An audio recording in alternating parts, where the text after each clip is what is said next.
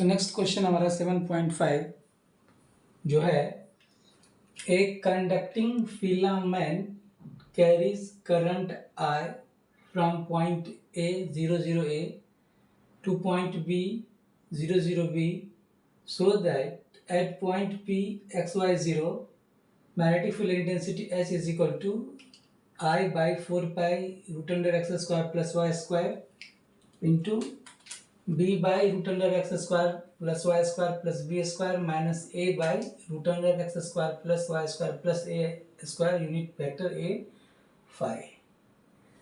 Okay, तो आप जानते हैं कि आप सपोज करो एक डायरेक्शन मैं बता देता हूँ, ये AX, ये आपका AY और ये AZ. ओके, तो conducting filament carries current I from point A two point B है. पॉइंट A कहाँ पे होगा? पॉइंट A क्या है? 00 A.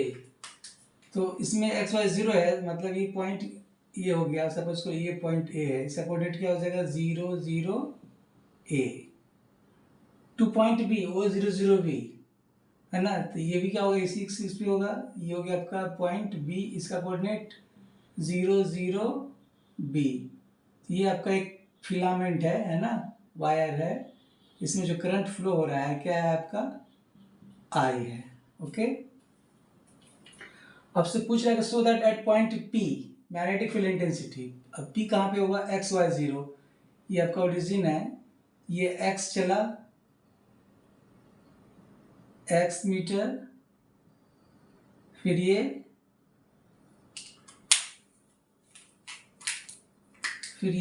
Y, Z तो 0 है, इसका मतलब ये क्या हो गया? P X Y 0. हमें करना क्या है? इस पॉइंट पे मैग्नेटिक फील्ड इंटेंसिटी निकालना है. तो हम क्या करते हैं, आपको मैंने पढ़ाया था कि जो A पॉइंट को क्या करेंगे, इसका जो इनिशियल पॉइंट उसको P से क्या करेंगे? कनेक्ट कर देंगे. B पॉइंट को भी क्या करेंगे? हम P से कनेक्ट कर देंगे. तो ये जो एंगल बनाएगा, ये एंगल क्या कहलाएगा? अल्फा 1 और ये एंगल अल्फा 2. क्लियर? तो आप पढ़े होंगे, जैसे ये आपका वायर था, ये कोई पॉइंट P है, ये एंगल अल्फा 1 और ये एंगल अल्फा 2. ओके, तो आपने क्या सीखा था? मैग्नेटिक फील्ड इंटेंसिटी का जो होगा H is equal to I by 4 pi rho cos अल्फा 2 माइनस cos अल्फा 1 unit vector A phi. Clear? जहाँ पे रो क्या होगा? अगर Z 0 हो तो क्या होगा? X square plus Y square. Now आप जानते क्या हो? टेन अल्फा क्या होता है? Tan alpha is equal to rho by Z dash minus Z. तो फॉर पॉइंट ए के लिए है ना, फॉर पॉइंट ए के लिए, फॉर पॉइंट ए के लिए जेड डैश कितना हो गया? ए और जेड कितना हो गया? 0. जेड उसका कोऑर्डिनेट है, पी वाले पॉइंट का कोऑर्डिनेट. जेड क्या? 0 है. और यहाँ पर अल्फा की जगह क्या पुट कर दूंगा मैं? अल्फा 1. तो क्या हो जाएगा? Tan alpha 1 is equal to, और रो क्या होता है? X square plus Y square by Z की जगह, जेड डैश की जगह ए माइनस 0. तो ये क्या आ गया? X square plus Y square by A. Clear? तो अब बताओ, कॉस अल्फा क्या हो जाएगा इससे? कॉस अल्फा 1 आधार बट्टा कर्ण है ना. तो यहाँ पे क्या परपेंडिकुलर कितना? ये है और बेस क्या? ए है. तो कर्ण जो हो जाएगा इसका कॉस अल्फा 1 इक्वल टू आधार बट्टा कर्ण A square plus X square plus Y square. Clear?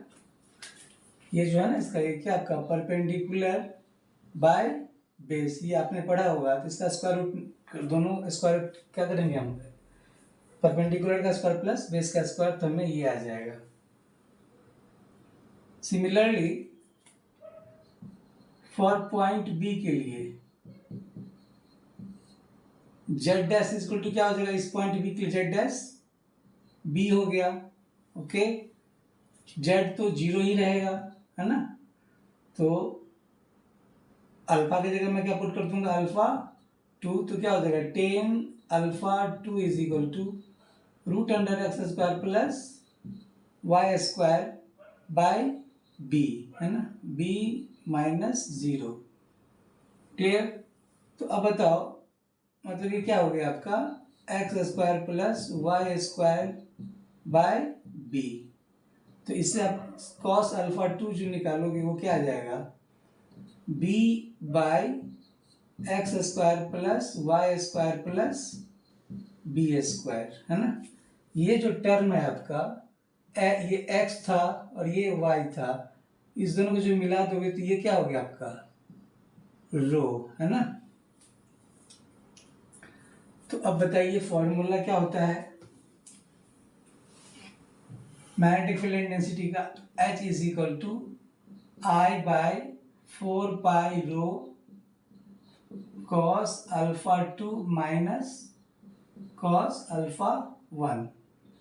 तो आई बाय 4 पाई रो कितना हो जाएगा X square plus Y square, cos alpha 2 कितना है B by root under X square plus Y square plus B square, okay, minus cos alpha 1 कितना है A by root under A square या X square plus Y square plus A square. ये आपका magnetic field intensity निकल गया और unit vector क्या था ए फाई,